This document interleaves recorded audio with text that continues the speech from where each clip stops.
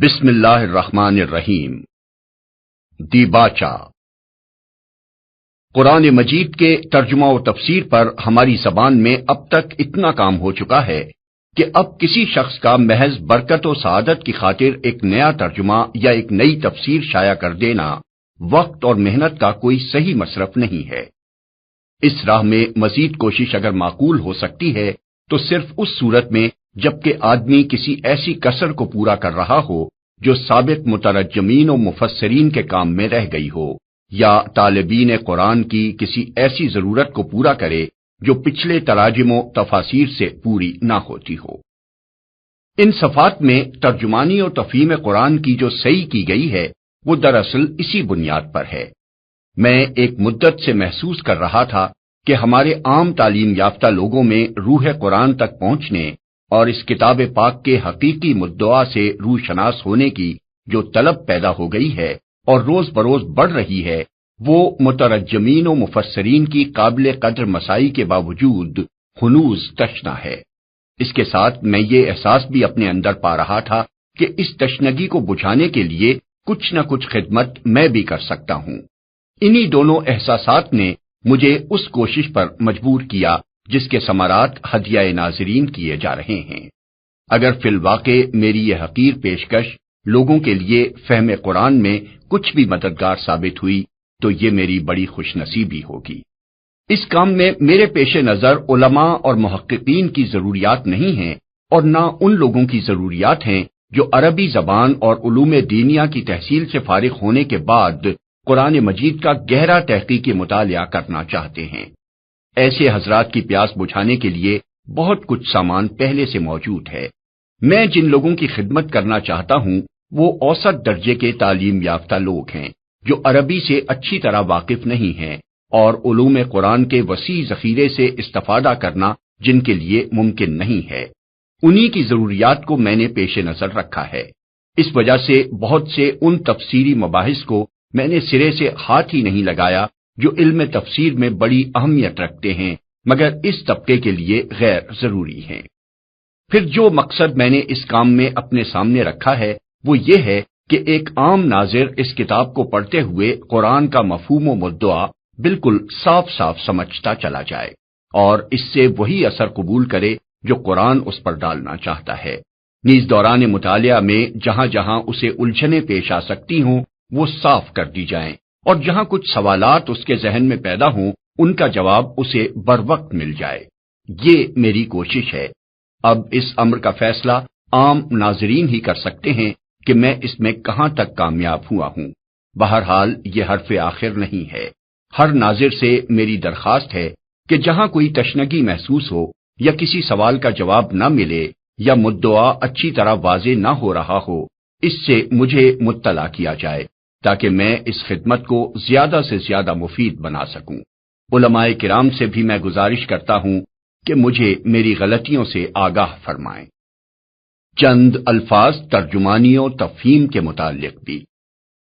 میں نے اس کتاب میں ترجمے کا طریقہ چھوڑ کر آزاد ترجمانی کا طریقہ اختیار کیا ہے۔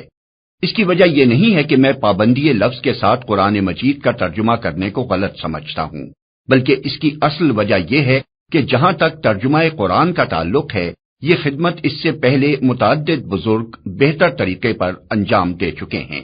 اور اس راہ میں اب کسی مزید کوشش کی ضرورت باقی نہیں رہی ہے۔ فارسی میں حضرت شاہ ولی اللہ صاحب کا ترجمہ اور اردو میں شاہ عبد القادر صاحب، شاہ رفیع الدین صاحب، مولانا محمود الحسن صاحب، مولانا اشرف علی صاحب اور حافظ فتح محمد صاحب جالندری کے تراجم ان اغراض کو بخوبی پورا کر دیتے ہیں جن کے لیے ایک لفظی ترجمہ درکار ہوتا ہے۔ لیکن کچھ ضرورتیں ایسی ہیں جو لفظی ترجمے سے پوری نہیں ہوتی اور نہیں ہو سکتی، انہی کو میں نے ترجمانی کے ذریعے سے پورا کرنے کی کوشش کی ہے۔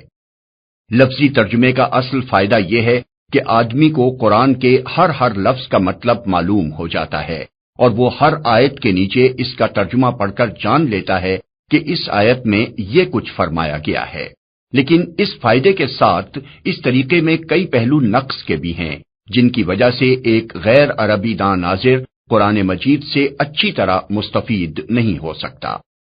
پہلی چیز جو ایک لفظی ترجمے کو پڑھتے وقت محسوس ہوتی ہے وہ روانی عبارت، زور بیان، بلاغت زبان اور تاثیر کلام کا فقدان ہے۔ قرآن کی سطروں کے نیچے آدمی کو ایک ایسی بے جان عبارت ملتی ہے جسے پڑھ کر نہ اس کی روح وجد میں آتی ہے، نہ اس کے رونگٹے کھڑے ہوتے ہیں، نہ اس کی آنکھوں سے آنسو جاری ہوتے ہیں، نہ اس کے جذبات میں کوئی طوفان برپا ہوتا ہے، نہ اسے یہ محسوس ہوتا ہے کہ کوئی چیز عقل و فکر کو تسخیر کرتی ہوئی قلب و جگر تک اترتی چلی جا رہی ہے۔ اس طرح کا کوئی تاثر رونما ہونا تو درکنار، ترجمے کو پڑھتے وقت تو بسا اوقات آدمی یہ سوچتا رہ جاتا ہے کہ کیا واقعی یہی وہ کتاب ہے جس کی نظیر لانے کے لیے دنیا بھر کو چیلنج دیا گیا تھا۔ اس کی وجہ یہ ہے کہ لفظی ترجمے کی چھلنی صرف دوا کے خشک اجزاء ہی کو اپنے اندر سے گزرنے دیتی ہے، رہی ادب کی وہ تیز و تند اسپرٹ جو قرآن کی اصل عبارت میں بھری ہوئی ہے، اس کا کوئی حصہ ترجمے میں شامل نہیں ہونے پاتا، وہ اس چھلنی کے اوپر ہی سے اڑ جاتی ہے۔ حالانکہ قرآن کی تاثیر میں اس کی پاکیزہ تعلیم اور اس کے عالی قدر مضامین کا جتنا حصہ ہے، اس کے ادب کا حصہ بھی اس سے کچھ کم نہیں ہے۔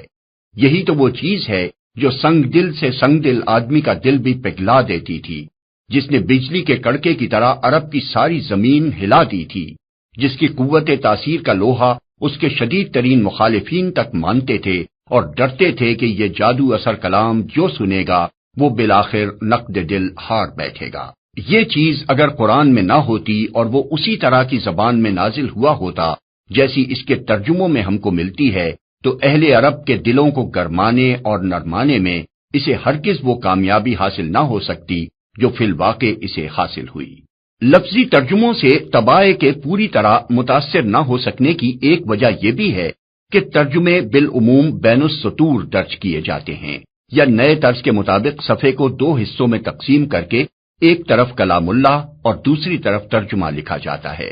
یہ طریقہ اس غرض کے لیے تو عین مناسب ہے جس کی خاطر آدمی لفظی ترجمہ پڑھتا ہے، کیونکہ اس طرح ہر لفظ اور ہر آیت کے مقابلے میں اس کا ترجمہ ملتا جاتا ہے۔ لیکن اس کا نقصان یہ ہے کہ ایک آدمی جس طرح دوسری کتابوں کو پڑھتا اور ان سے اثر قبول کرتا ہے، اس طرح وہ ترجمہ قرآن کو نہ تو مسلسل پڑھ سکتا ہے اور نہ اس سے اثر قبول کر سکتا ہے،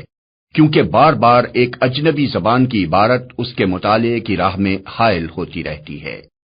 انگریزی ترجموں میں اس سے بھی زیادہ بے اثری پیدا کرنے کا ایک سبب یہ ہے کہ بائبل کے ترجمے کی پیروی میں قرآن کی ہر آیت کا ترجمہ الگ الگ نمبر وار درج کیا جاتا ہے۔ آپ کسی بہتر سے بہتر مضمون کو لے کر ذرا اس کے فقرے کو الگ کر دیجئے اور اوپر نیچے نمبر وار لکھ کر اسے پڑھیے، آپ کو خود محسوس ہو جائے گا کہ مربوط اور مسلسل عبارت سے جو اثر آپ کے ذہن پر پڑتا تھا، اس سے آدھا اثر بھی ان جدا جدا فقروں کے پڑھنے سے نہیں پڑتا۔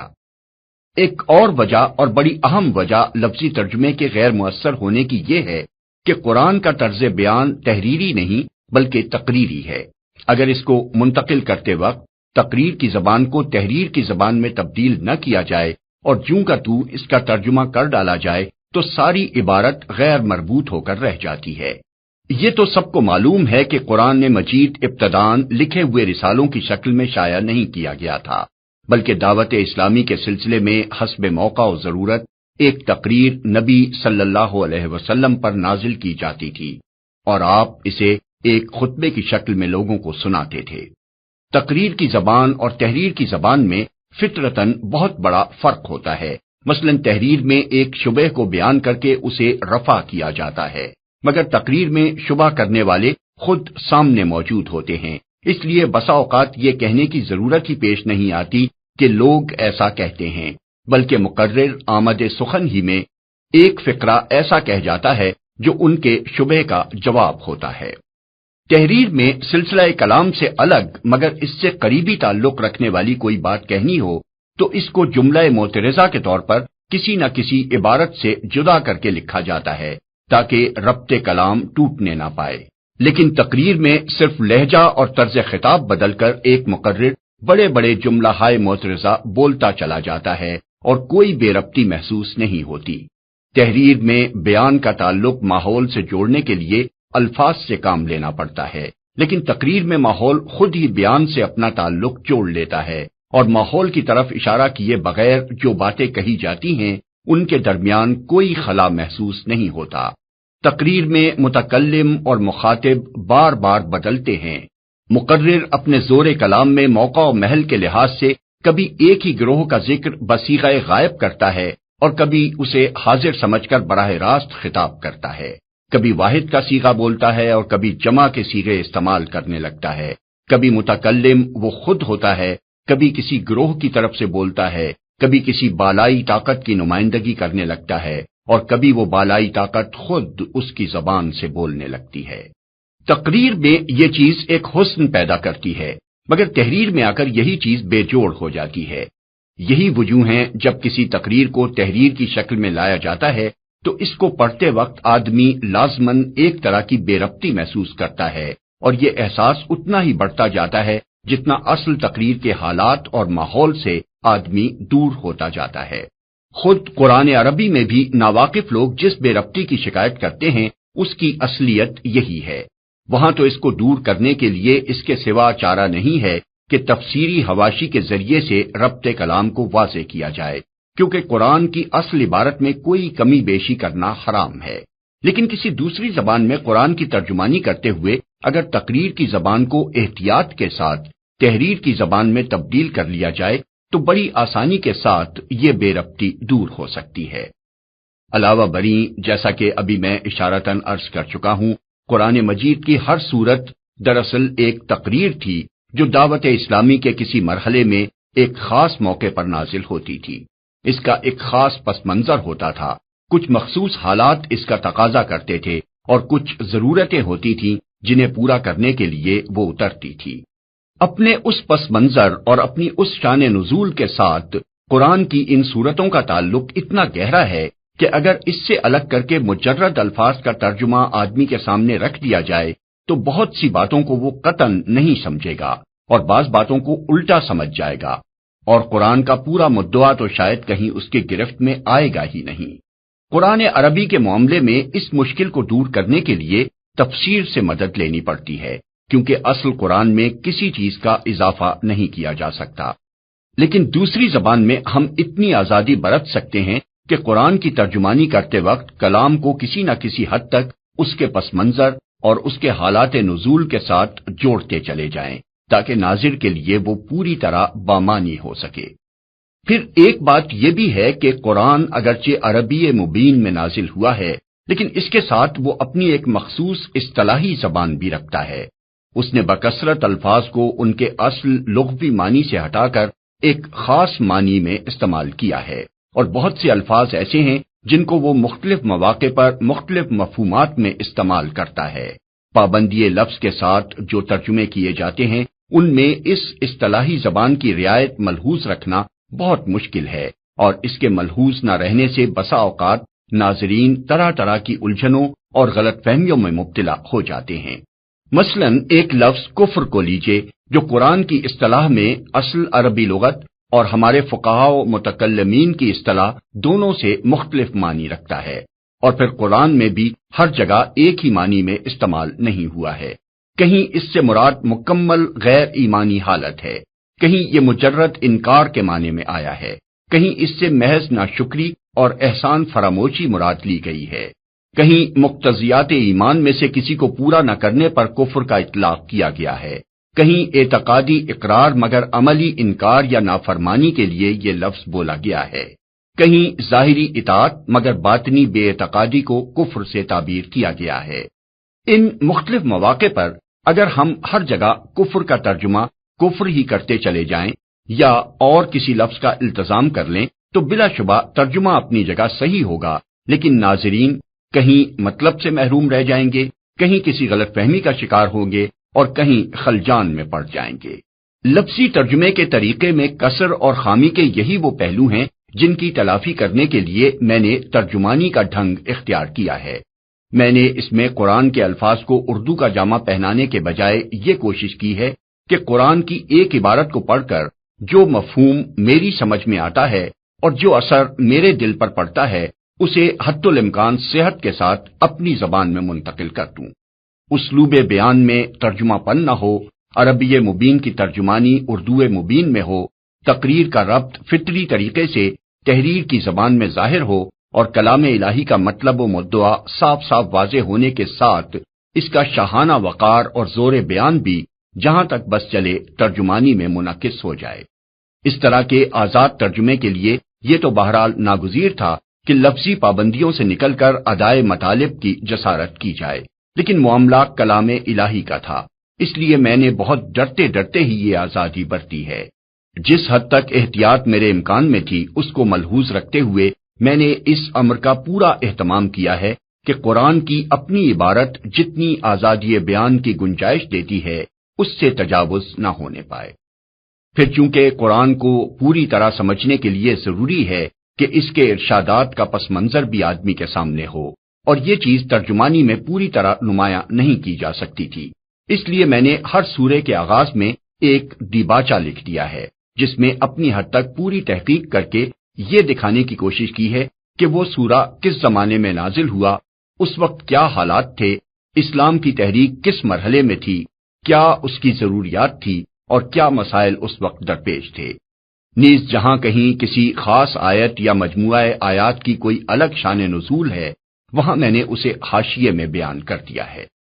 حواشی میں میری انتہائی کوشش یہ رہی ہے کہ کوئی ایسی بحث نہ چھیڑی جائے جو ناظر کی توجہ قرآن سے ہٹا کر کسی دوسری چیز کی طرف پھیر دے۔ جتنے حاشیے بھی میں نے لکھے ہیں دو ہی قسم کے مقامات پر لکھے ہیں، ایک وہ جہاں مجھے محسوس ہوا کہ ایک عام ناظر اس جگہ تشریح چاہے گا یا اس کے ذہن میں کوئی سوال پیدا ہوگا یا وہ کسی شبے میں مبتلا ہو جائے گا، دوسرے وہ جہاں مجھے اندیشہ ہوا کہ ناظر اس جگہ سے سرسری طور پر گزر جائے گا اور قرآن کے ارشاد کی اصل روح اس پر واضح نہ ہوگی۔ جو لوگ اس کتاب سے پورا فائدہ اٹھانا چاہیں ان کو میں مشورہ دوں گا کہ پہلے ہر سورت کے دیباچے کو بغور پڑھ لیا کریں، اور جب تک وہ سورت ان کے زیر مطالعہ رہے وقتاً فوقتاً اس کے دیباچے پر نظر ڈالتے رہیں۔ پھر روزانہ قرآن مجید کا جتنا حصہ وہ معمولاً پڑھتے ہوں اس کی ایک ایک آیت کا لفظی ترجمہ پہلے پڑھ لیں۔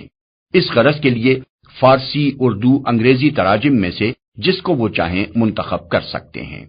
اس کے بعد تفہیم القرآن کی ترجمانی کو حواشی کی طرف توجہ کیے بغیر مسلسل ایک عبارت کے طور پر پڑھیں تاکہ قرآن کے اس حصے کا پورا مضمون بیک وقت ان کے سامنے آ جائے۔ پھر ایک ایک آیت کو تفصیل کے ساتھ سمجھنے کے لیے حواشی کا مطالعہ کریں۔ اس طرح پڑھنے سے مجھے توقع ہے کہ ایک عام ناظر کو قرآن مجید کی عالمانہ واقفیت نہ صحیح عامیانہ واقفیت انشاءاللہ بخوبی حاصل ہو جائے گی۔ اس کتاب کو میں نے محرم 1361 ہجری یعنی فروری 1942 میں شروع کیا تھا۔ 5 سال سے زیادہ مدت تک اس کا سلسلہ جاری رہا، یہاں تک کہ سورہ یوسف کے آخر تک ترجمانی اور تفہیم تیار ہو گئی۔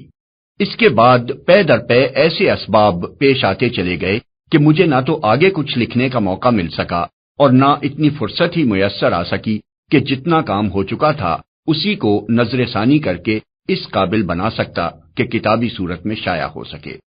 اب اسے حسن اتفاق کہیے یا سوء اتفاق کہ اکتوبر 1948 میں یکایک مجھے پبلک سیفٹی ایکٹ کے تحت گرفتار کر کے جیل بھیج دیا گیا، اور یہاں مجھ کو وہ فرصت بہم پہنچ گئی جو اس کتاب کو پریس میں جانے کے قابل بنانے کے لیے درکار تھی۔